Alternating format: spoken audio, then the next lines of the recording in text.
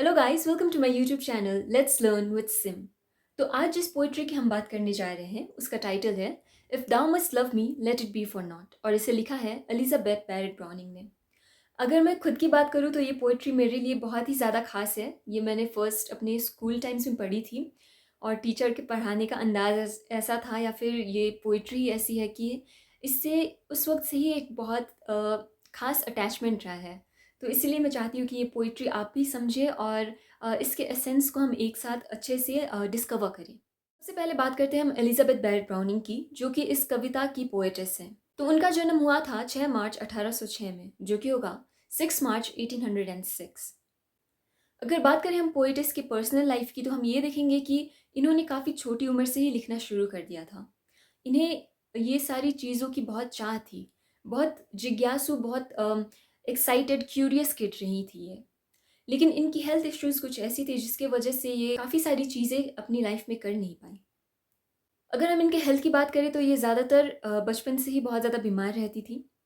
15 साल की उम्र में इन्हें स्पाइन इंजरी हुई थी, जिसकी वजह से ये हिप्स के नीचे से पैरालाइज़्ड रहती थी। और अगर इनके मेंटल हेल्थ की भी बात करें तो वो भी कुछ ज़्यादा सही नहीं थी। इन्होंने काफ़ी छोटी उम्र में अपने अ, भाई को डूबकर मरते हुए देखा था, और इस चीज़ ने इन्हें बहुत ज़्यादा अफ़ेक्ट किया था इन पे, और ये सारी चीज़ें हम इनकी पोएट्री में भी देखेंगे। इन्हें एंग्ज़ायटी, फ़ियर भी था लोगों से मिलने का, नए लोगों से ये मिल नहीं पाती थी। तो इस फ़ियर को भी हम देखते हैं कि इन्होंने एक अपनी पोएट्रीज़ में लिखी है। इनफैक्ट जब हम पोएट्रीज़ और ध्यान से देखें तो हम ये पाते हैं कि इन्हें अपने शादी टूटने का डर डर था। इन्हें हमेशा एक डर सताता रहता था, लोगों से मिलने का, रिलेशनशिप चलने का, या मैरिज फ़ेल हो जाने का, या फिर इनके हस्बैंड को इनसे प्यार ना होने का। और कहीं न कहीं ये पोएट्री जो है इनके कहीं न कहीं इसी मनोस्थिति को दर्शाती है। तो आगे जाके 1846 में इन्होंने शादी की, और शादी भी ऐसे इंसान से की जो कि इनसे 6 साल छोटे थे। ये भी एक राइटर थे और ये भी काफ़ी ज़्यादा नामी थे। इनका नाम था रॉबर्ट ब्राउनिंग। अगर हम इनके शादी की बात करें तो इन्होंने बहुत सालों तक अपने शादी को पब्लिक नहीं किया था, क्योंकि इन्होंने भाग के शादी की थी। तो ये बहुत ही ज़्यादा शेमफुल एक्ट हो गया था इनकी फैमिली के लिए, स्पेशली इनके फादर के लिए। तो फादर ने इनसे अपने सारे रिश्ते तोड़ लिए थे। और आगे हम देखें तो 1861 में इनकी मौत हो जाती है ठंड की वजह से, जो कि इनकी बीमारी की वजह से थी। तो इनके ओवरऑल अगर हम लाइफ के बारे में बात करें तो वो काफ़ी ज़्यादा खुशनुमा तो नहीं रही, काफ़ी ज़्यादा खुश तो नहीं रही। ज़्यादातर इन्हें बीमारियाँ ही रही, फिज़िकल, मेंटल, और कहीं न कहीं ट्रॉमा भी इनमें था। और ये सारी चीज़ें रिफ्लेक्ट होती हैं इनकी पोएट्रीज़ में। हम देख पाते हैं कि ये कैसे अपने फ़ियर को बताती है, नए लोगों से मिलने का डर जो था, या फिर अपने हस्बैंड के साथ रहने का जो डर था। हस्बैंड इनसे प्यार नहीं करेंगे, या फिर उनका प्यार इनके लिए ख़त्म हो जाएगा, या फिर अगर हम ये देखें कि अगर इनकी शादी काम नहीं करेगी, शादी अगर अगर इनकी शादी चल नहीं पाएगी, तो इन्हें ये सारी चीज़ें जो डर थी इन्हें सताती रहती थी। तो इसी वजह से ये काफ़ी, अगर हद तक देखें तो हम मेंटली भी ये स्टेबल नहीं थी। अगर हम उस एरा की बात करें तो वो एरा था विक्टोरियन एरा। और जैसा कि हम सब जानते ही हैं कि विक्टोरियन एरा में रोमांटिसिज्म बहुत ज़्यादा पीक पे था। सारे राइटर्स रोमांटिसाइज़ कर रहे थे, सारे रोमांटिसिज्म की ही बातें कर रहे थे, रोमांटिक पोएट्रीज़ आ रही थी, रोमांटिक राइटिंग्स आ रही थी। तो ये पोएट्री पब्लिश हुई थी 1850 में, और ये एक कलेक्शन ऑफ पोएट्रीज़ में से ली गई थी, जिसका नाम था कलेक्शन फ्रॉम द पोर्चुगीज़। और इसमें टोटल 14 पोएट्रीज़ है, और ये आखिरी 14 नंबर वाली पोएट्री है। एक और चीज़ जो हम नोटिस करते हैं इनके कलेक्शन फ्रॉम पोर्चुगीज़ वाले पोएट्री कलेक्शन में, कि इन्होंने पोएट्रीज़ में अपनी डर को जताया है, इनके हस्बैंड के साथ ये शादी वाले डर को जताया है। और ये पोएट्री, जैसा कि मैंने कहा कि उनमें से एक है, तो इसमें हम इनका डर ही देख रहे हैं, और ये क्या चाहती है अपने हस्बैंड से वो भी कहीं न कहीं ये समझ रहे हैं। और अगर हम इस पोएट्री की बात करें तो ये एक सोनेट है जो कि 14 लाइन्स में लिखी गई है, और इसका मीटर जो है वो है आयम्बिक पेंटामीटर।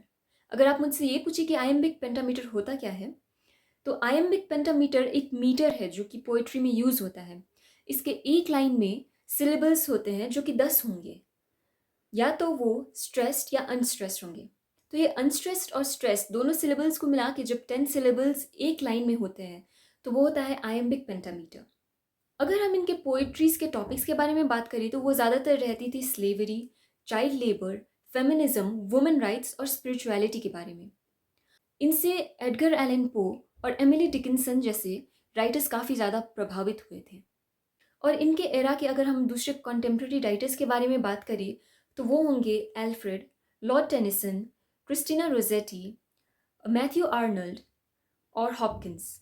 और एक और नाम आता है जो कि है रॉबर्ट ब्राउनिंग, जो कि इनके हस्बैंड रहे हैं।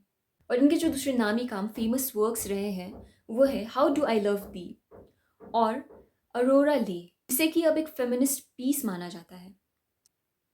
आगे मैं पढ़ूंगी पोइट्री और उसके बाद एक्सप्लेन करूंगी पोइट्री में दी गई बातें। If thou must love me, let it be for naught, except for love's sake only. Do not say, I love her for her smile, her look, her way of speaking gently, for a trick that falls in well with mine, and creates what a sense of pleasant ease on such a day. For these things in themselves, beloved, may be changed or changed for thee, and love so wrought may be unwrought so. Neither love me for thine own dear pities wiping my cheeks dry. A creature might forget to weep who bore thy comfort long and lose thy love thereby. But love me for love's sake, that evermore thou mayest love on love's eternity. तो अगर हम first के कुछ lines के बारे में बात करें तो इसमें हम देखेंगे वर्ड्स जैसे कि दाव और नॉट। तो दाव का यहाँ पे मीनिंग होगा यू और नॉट का मीनिंग होगा नथिंग। तो if thou must love me let it be for naught. तो यहाँ पोइटेस ये कह रही है कि अगर तुम मुझसे प्यार करते हो तो उसकी कोई वजह नहीं होनी चाहिए। तुम बेवजह मुझे प्यार करो, तुम मुझे इसलिए प्यार करो क्योंकि तुम मुझे प्यार करते हो, except for love sake only. तुम मुझे इसलिए प्यार करो क्योंकि तुम मुझे प्यार करते हो। तुम मुझे ये मत कहना do not say I love her for her smile, her look, her way of speaking gently, for a trick of thought that fall in well with mind and create spot. तो पोइटेस कहती है कि अगर तुम मुझसे प्यार करते हो, तुम बेवजह मुझे प्यार करो।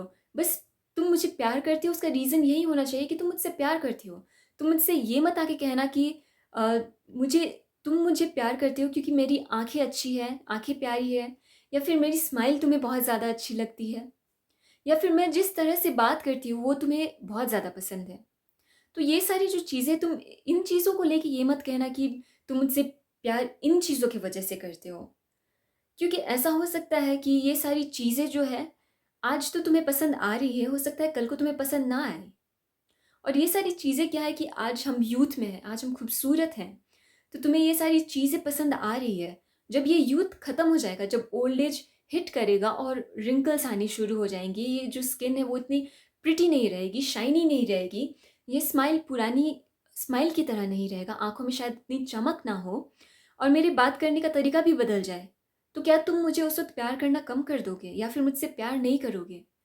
तो पोइटेस यही कहना चाहती है। और अगर हम देखें तो ये इन्होंने कहीं ना कहीं ये पोइट्री अपने हस्बैंड को ही डेडिकेट किया है, क्योंकि हम जानते हैं कि इन्हें डर था कि इनके हस्बैंड इनसे प्यार करना छोड़ देंगे, क्योंकि ये पैरालाइज भी रहती थी। तो इनका डर ये भी था, मुझे लगता है कहीं ना कहीं, कि अगर अ, तुम मुझे मेरी खूबसूरती के लिए प्यार कर रहे हो तो प्लीज़ मुझे उसके लिए प्यार मत करना, क्योंकि कहीं ना कहीं ये सारी चीज़ें कभी ना कभी समय के साथ ढल जाएंगी, और जब ये ढल जाएंगी तो फिर तुम मुझसे प्यार नहीं करोगे।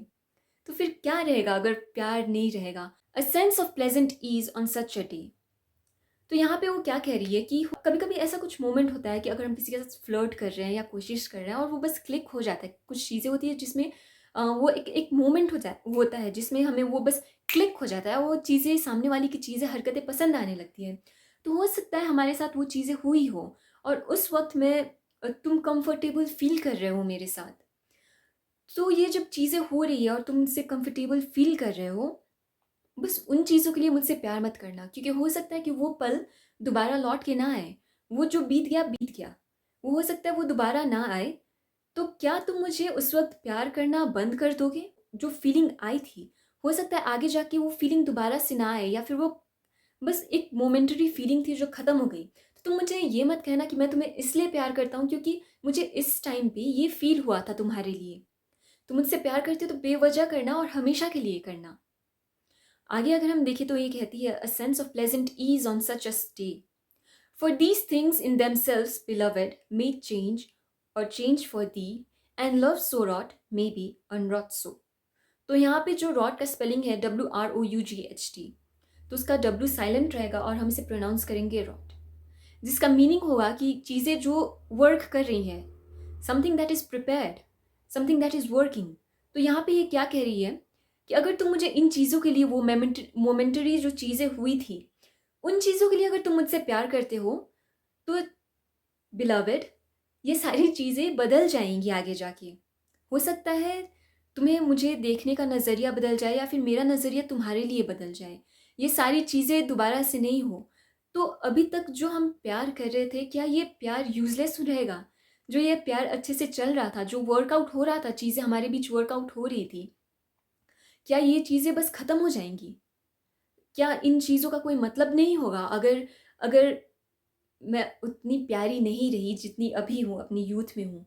आगे जाके अगर मेरी स्माइल अच्छी नहीं लगी तुम्हें, रिंकल्स जब आ जाएँगे मेरे फेस पे और आँखों में वो चमक नहीं रहेगी और मेरे बात करने का तरीका शायद चेंज हो जाए, क्योंकि मैं आगे जाके मेबी हकलाने लगूँ या फिर आगे जाके मैं प्रोनाउंस ना कर पाऊँ चीज़ें, वो आवाज़ें मेरी आवाज़ निकल ना पाए ठीक से, चीज़ें मैं बोल ना पाऊँ। जब बात करने में मुझे कपकपाहट आने लगी मेरी आवाज़ में, तो क्या जब ये सारी चीज़ें होंगी तो तुम्हारा प्यार मेरे लिए बदल जाएगा?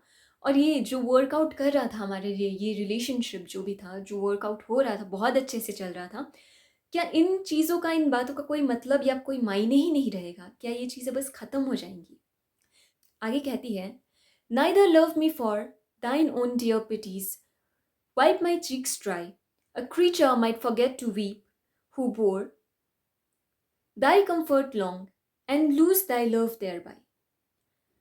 But love me for love's sake, that evermore thou mayst love on through eternity." तो जैसा कि मैंने आपको बताया कि इन्हें हेल्थ इश्यूज़ तो थे और ये पैरालाइज़ भी रहती थी। तो ज़ाहिर-सी बात है कि ये काफ़ी इन चीज़ों को लेके दुखी भी थी। तो ऐसा होता है कि कभी-कभी हम किसी से प्यार नहीं करते या फिर वो प्यार एक किसी पे आ जाता है, क्योंकि वो प्यार नहीं है बल्कि एक फीलिंग ऑफ पिटी है। किसी पे दया आती है, दया की भावना जो आती है, तो हम उस वज़ह से किसी को प्यार करने लग जाते हैं कि ओह! कभी-कभी हम ये देखते हैं कि ओह! इसके पास ये चीज़ें नहीं है। अगर हम किसी पपी को देखते हैं, छोटा-सा पपी जो कि रास्ते में ऐसे ही भटक रहा है, तो उसे देख के भी हमें प्यार आ जाता है। तो अगर हम ऐसे इंसान की बात कर रहे हैं, ऐसे क्रीचर की बात कर रहे हैं जिसे बहुत सारी हेल्थ इश्यूज़ है, जिसे बहुत सारी मेंटल इश्यूज़ है और ट्रॉमा है और वो सारी चीज़ें एक्सप्रेस नहीं कर पाती, तो कहीं न कहीं लाचार है। तो वो कहती है कि मुझे तुम इन चीज़ों की वजह से प्यार मत करना, तुम मुझे सिम्पैथी के लिए प्यार मत करना, क्योंकि मुझे प्यार चाहिए, सिम्पैथी नहीं। क्योंकि अगर हम किसी को बेचारा समझ के प्यार दे रहे हैं, तो वो सिम्पैथी हो जाएगी, ना कि प्यार। तो तुम मुझे इसलिए प्यार मत करना क्योंकि मैं बेचारी-सी हूँ, मुझे ये सारी चीज़ें प्रॉब्लम हो रही हैं, तुम मुझे इसलिए प्यार मत करना। तो आज जब मैं इन चीज़ों को लेके दुखी हूँ और रो रही हूँ, तो तुम आज मेरे आँसू पोंछ रहे हो और मैं खुश हो जाऊँगी और आगे जाके मैं शायद रोना भी छोड़ दूँ। तो जब मैं रोना छोड़ दूँगी इन चीज़ों को लेके, क्योंकि I will be feeling loved, तो आगे जब मैं रोना छोड़ दूँगी, तो क्या तुम्हारा प्यार खत्म हो जाएगा? क्या तुम मुझे प्यार करना ही छोड़ दोगे? और लास्ट के जो 2 लाइन्स हैं, "but love me for love's sake, that evermore thou mayst love on through love's eternity." तो यहाँ पे दोबारा से वो यही चीज़ कह रही हैं कि तुम मुझे प्यार करते हो तो इसकी कोई वजह ना हो, तुम मुझसे प्यार करना क्योंकि तुम मुझसे प्यार करते हो, और ये प्यार हमेशा के लिए, मोमेंटरी ना हो, हमेशा के लिए रहे। If thou must love me, अगर तुम मुझसे प्यार करते हो तो मेक श्योर कि ये प्यार इटर्निटी के लिए रहे, हमेशा के लिए रहे, कभी ख़त्म ना हो। तो गाइज़, ये पोएट्री यहीं पे ख़त्म हो गई है। अगर आप मेरी यैपिंग थोड़ा-सा और सुनना चाहते हैं तो आप कंटिन्यू कर सकते हैं, वरना thank you for listening and stay tuned for more. तो अगर मैं पर्सनल व्यू दूँ इस पोएट्री के बारे में, तो अब आपको भी पता चल गया होगा कि ये पोएट्री मेरे लिए इतनी स्पेशल क्यों रही है। I have always been a lover girl, तो ये पोएट्री बहुत ख़ास है।